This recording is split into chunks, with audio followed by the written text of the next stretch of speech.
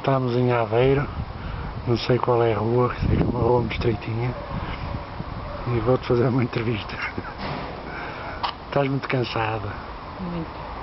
Mas estamos na rua onde se situa o Café da Praça.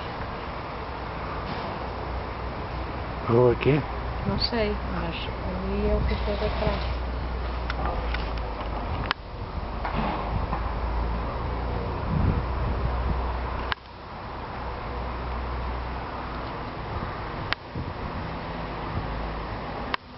Nós fomos à rua São Roque, que fica lá para o Clube de Judas.